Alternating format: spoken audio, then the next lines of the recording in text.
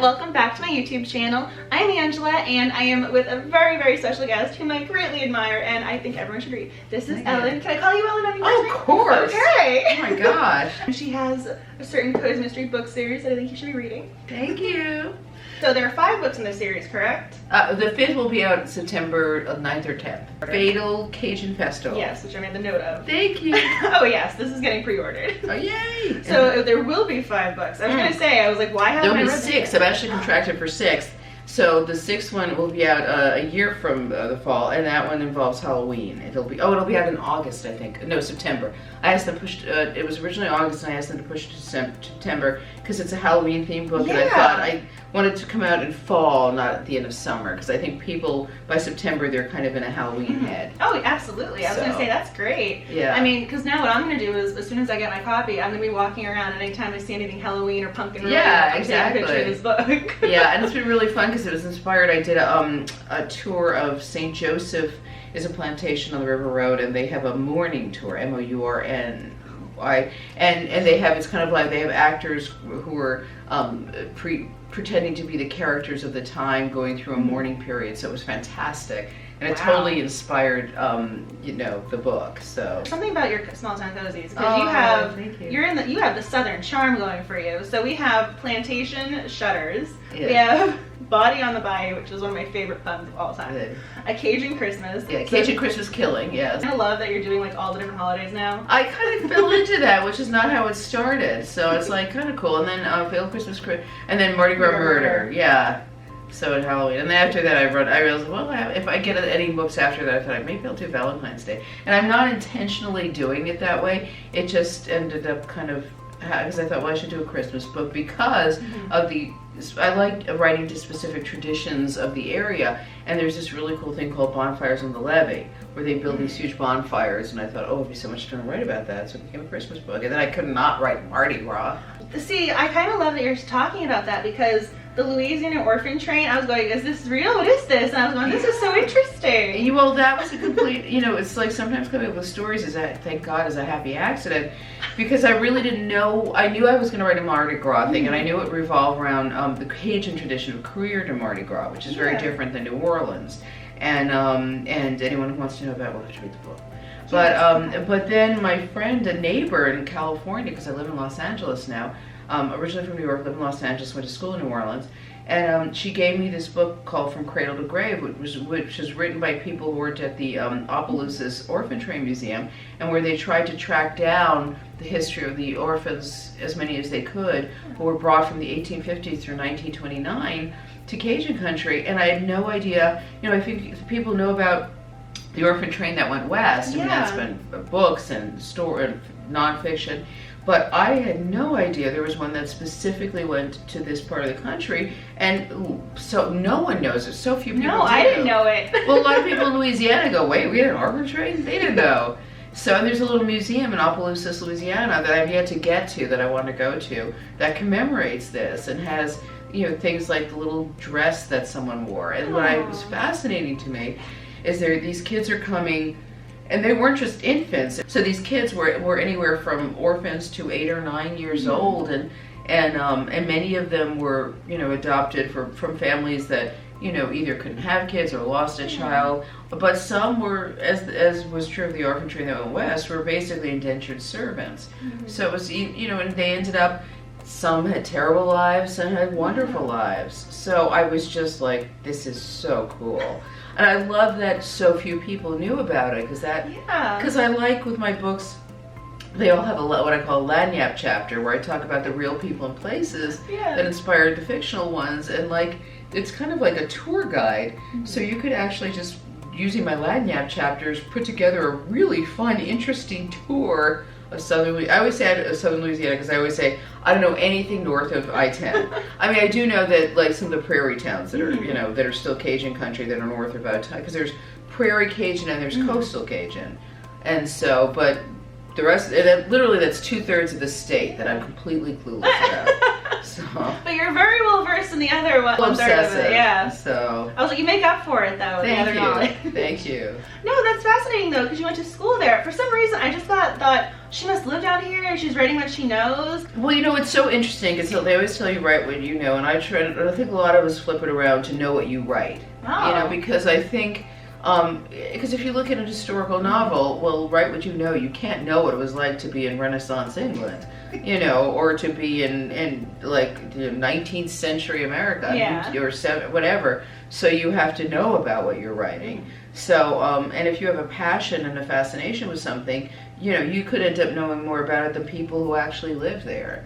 Yeah, look, I love New York. I'm from New York. I'm a proud New Yorker. But there are people who write about it, that stuff that I never knew about, and God bless them because they're educating me in my own city. That's so impressive though. I mean, because one of the things I noticed right away was your books are very well researched. Oh yeah. I mean, you have your facts. When you mentioned that, I was like, yes, that was actually what I was going to ask you, of like, how do you put this together? How do you do your research? Well, I have literally almost an entire bookshelf of books about Louisiana. And my favorite thing, there's the Louisiana Book Festival, which happens this year. It's going to be November 2nd, and I've been fortunate enough to have been invited for the last 3 years. I mean, now I beg them, you know, because I had so much fun. And it's funny because I just did the LA Festival of Books, and which is way more, you know, it's huge and there's all kinds of stuff. And I didn't buy a thing, but I go to the Louisiana Book Festival and I'm like, that. I have to stop myself. I literally come home with a suitcase of books because I can't stop reading about it.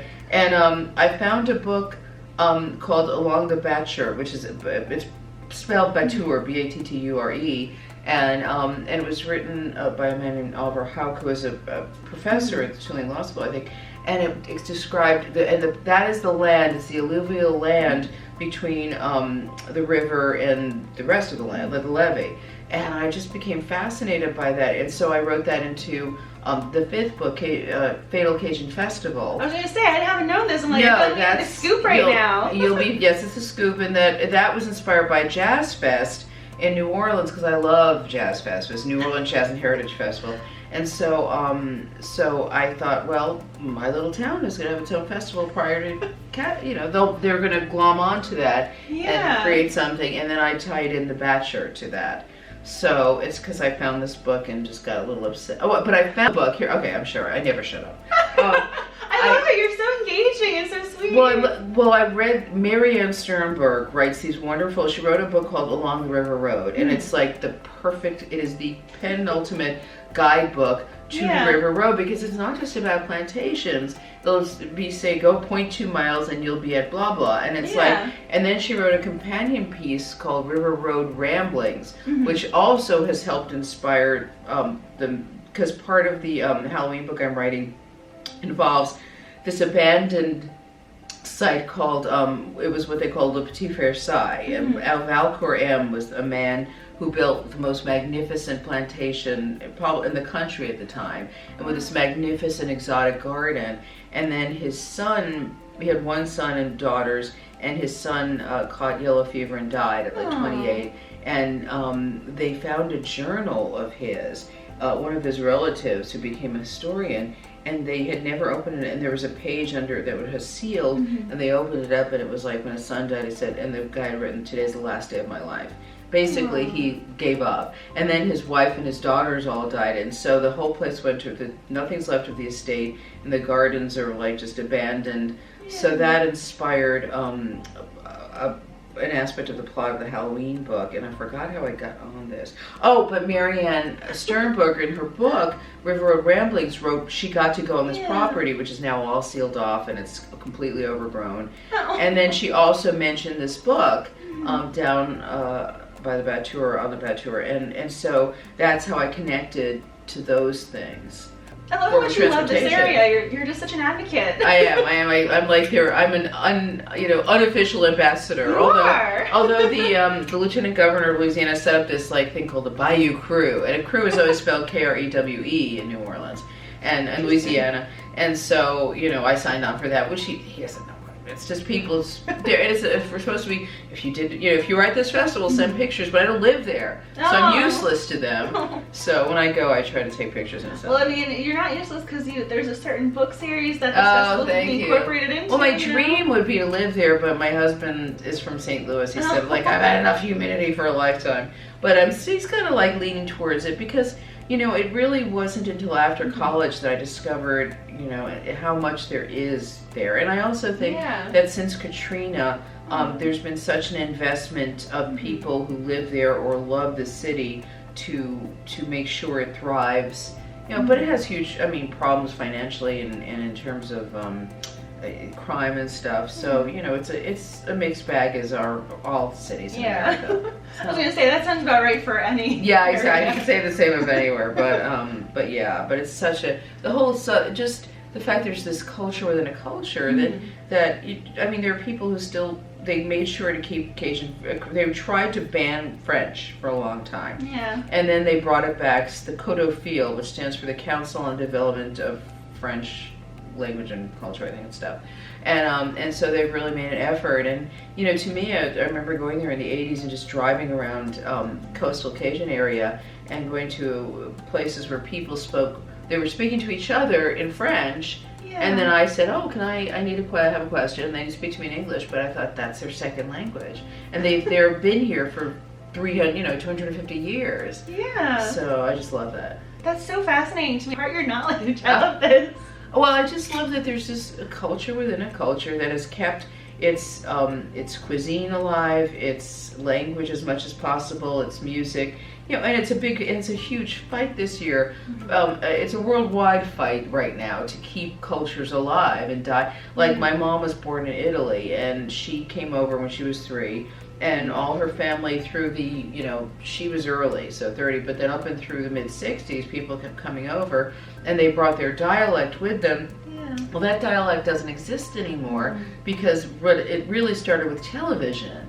And when television created kind of a homogeny of, if that's a word, of language worldwide. So I remember reading that there were pockets in the Carolinas or Kentucky or somewhere where people still spoke in like Old English. That was part of their language, and I was like, oh, that's so cool. But I think that has died out now. Sad though, because I know. And a little historian in me is going, oh, we need to preserve this. Well, and that's why I really respect that the Cajun culture, even now it's beginning to do, younger generations are less likely to keep it up, and they still have great pride in their food and their music and stuff, but to keep the other things alive. Yeah. I have a Cajun English dictionary that I got in the 1980s that a priest put together. Oh, wow. And he went around and he assembled this thick volume of English to Cajun French, and I looked it up, and it's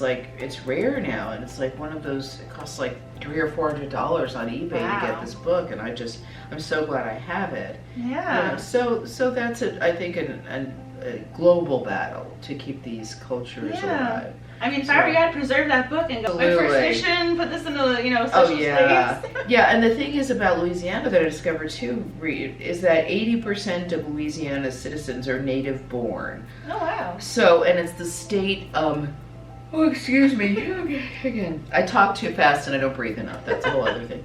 And I think at the time, when I read this, it was the state that had the most native born population, but then I think there are states like the Dakotas and stuff where it's, it's kind of the same thing. Yeah. There's some states where people just don't leave. Well, DC is transitory in nature. Yes. So, I'm originally from Massachusetts. Yeah. So. Well, I'm from New York and I live in Los Angeles. Yeah. Los Angeles is like, well, the same thing being from New York. It's like when I was like living in Manhattan and stuff, people would be like, you're from New York?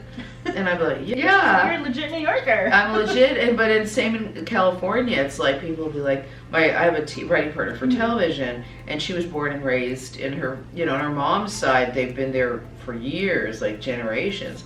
People will be like, you're from Los Angeles? And they also go, yeah, I'm from Los Angeles. Yeah. Like they totally own it, like they're so used to it. Me, it was like, well, isn't everyone from New York? I was one of those. No, so with the LA, I always thought people would go to LA. It's very interesting. Oh, it picture is. People, just being there. It is to meet people and go, and then because the city just, I mean, I started going out there to do, because I was a freelance entertainment writer, that's how I supported myself. And so I did a lot of, like, you know, especially in the 80s, I was going back and forth a lot, and I just watched the city transform. Yeah. And I think of, like, what was it like to grow up, you know, there and see these massive transformations. Because in New York, I feel like in the last 10 years, it's transformed in a way that it hadn't, you know. Now, my mom used to say, oh, it's not my city. It's not my city anymore. And I'd be like, oh, Mom, get over it. And now I'm my mother. I'm going, it's not my city anymore. I don't recognize it. So, but, you know, there's still so much that's... Any chance you'll set a book series in either LA or New York? You know, the first book I wrote that won the Malice Grant was set in Los Angeles.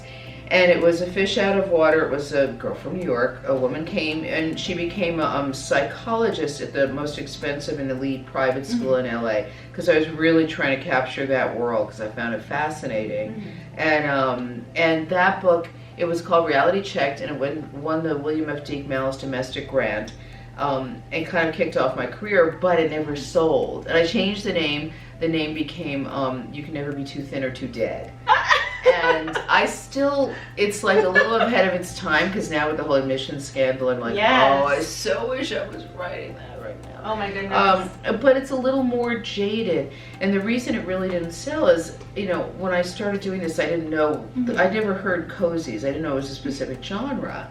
And so that book kind of has a foot in two camps, because it's not edgy enough not to be, it's not a cozy though, because it's a little more jaded and edgy, but not enough to be. You don't have the humorous puns in it. No, not at all.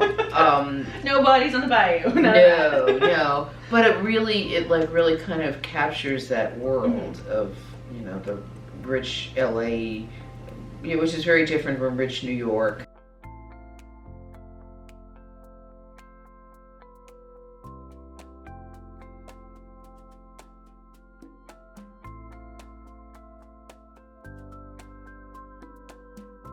You know, I'm trying to create a little cozy community within a city. That was why I was interested when you said Queens, because when I think cozy, I always think small town, even though there are city cozies. So it's a story, and it's this street, I call it 46th Place, and it was my grandmother's street, which is 46th Street. But I wrote, you know, because I'm creating the sense of community on the street and stuff, and there's, and I said that, you know, the charming whatever, and my agent gave me a note. He goes, I lived in Astoria. There's nothing charming about it.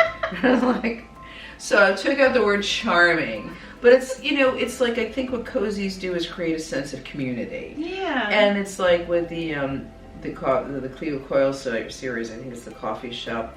I forgot what the title is. Yeah. You know, it's a coffee place and a coffee shop in Greenwich Village, you know, and it's a sense of place and community, and so you don't feel like, you know, you don't hear the traffic rushing by or the honking or these sirens, you know, and that's what I create, is like this little community. I mean, I have to admit, I kind of loved the idea of having the B&B in the series, because you got the different guests coming with their quirks. So I think it's really interesting when you start talking about the street and going, oh, so you can put your little quirky character over here, and then you can have your different one over here. Well, what's interesting, what I realized, the challenge to writing like a B&B, which is transient, is that, you know, you can't say the whole "you can't leave town" is BS, because they can't say that to you. Yeah. You can leave town, you can't leave the country if you're, but that's, you could still leave the country if you're not, like, being arrested and arraigned. So, like, I'm always, you know, I really want to be true to that and not just say don't leave town, because it's like, it's too much of a trope and it's not really right. It's incorrect. So I'm always trying to find ways, you know, if it's a guest, well, they can go home. Yeah. So how do I keep them there? You know, so I'm always like, that's a challenge. So then some of the, you know, murders are like, so that's why I think a lot of my cases take place in a week, you know, because everyone's there for a week. There's a realism to that, though, which I appreciate. I mean, you can't have someone spending hotel money, you know, to stay in the B&B. I know. Well, it was interesting because the Halloween book I'm writing right now, that takes place, they create this, you know, Pelican Spooky Past package that's running all of October. So I had to really gap time, and it has to take place over kind of a month. So that's been kind of an interesting challenge. I was going to say, it has to get to Halloween. Yeah. Oh, you bet it does. So I mean, I cannot go trick or treating, so I have to enjoy Halloween, watching movies and reading books. yes. So I have to read this one this year. Well, I decided to make it. I did 2 things that I thought would be fun in this book, and that I'm sorry that won't be out for. I should be talking more about Fatal Cajun Festival, which is the next book up. But in the Halloween one, the challenge is for fun. I decided to do 2 things. One, I created my character hates Halloween.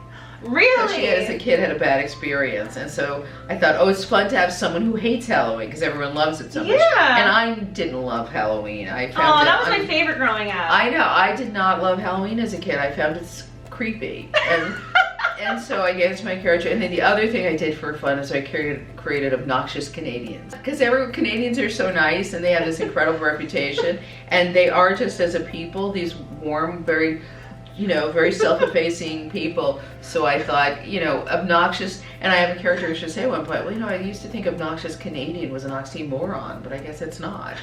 As soon as you said that, I'm going, what?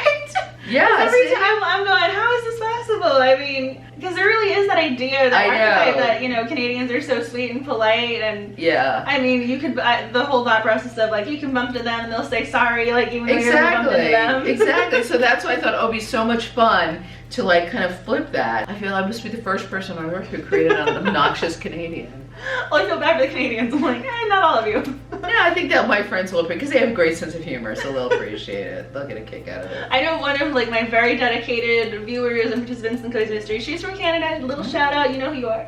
And so I'm going, she's a very sweet person, so I know. That's great. So there are sweet ones out there too. I mean, I feel like you actually answered some of my questions as you've been talking. My first question had to have been, what got you into Cozy Mysteries? What got me into it is really that I loved reading Agatha. Like so many of us, I started with Nancy Drew, transitioned to Agatha Christie, and for me, I don't want to read. I don't want to be haunted and have a book, like, be upset by a book so much that it's hard to get it out of my head. Like, I won't mention an author, but this book that where like teenage girls are being raped and mutilated and slaughtered, and I'm like, oh God, I can't read that. I don't want that. Yeah. And there's something it's their comfort food. Yeah. And it's not just cozies, it's traditional. I read actually, in a way, I read more traditional mysteries than I do cozy. Like, I read Jacqueline Winspear and Louise Penny. Both very good choices. Yeah, and because like, it's the same thing where, but it's a very emotional journey. Yeah. So, but you're not haunted by body parts at the end of the day. At Cozy Mystery, the audience is predominantly women, not all women, predominantly women.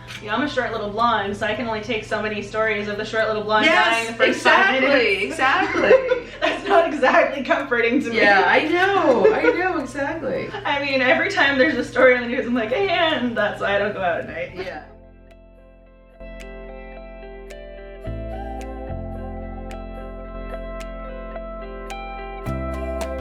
Keep this short and sweet, so we have either or questions. Okay. City or small town? City. Tea or coffee? Oh, tea. I hate coffee. I was going to say, as she's drinking tea. If I get a coffee chocolate, I have to rinse my mouth out. See, now I'm looking over there because I got you a little something. I'm like, please tell me I didn't put coffee in there. Okay. Crushed or cubed ice? Crushed. HP or Wait, Mac? no, cubed. Cubed for sure. Cube. I don't like getting the ice and having to bite it. HP or Mac? HP. I'm a PC girl. Pen or pencil? Both. I can't choose.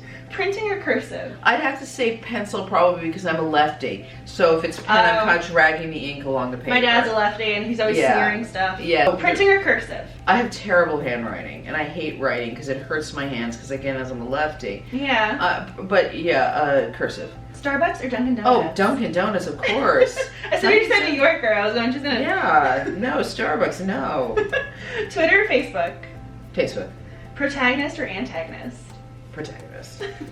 I'm a cozy writer, although antagonist can be way more fun to write. So I don't know, that's a hard one. And then movie or book? Book. Morning or night? I used to be a real night person, but now I'm more of a morning. I'll go with the night.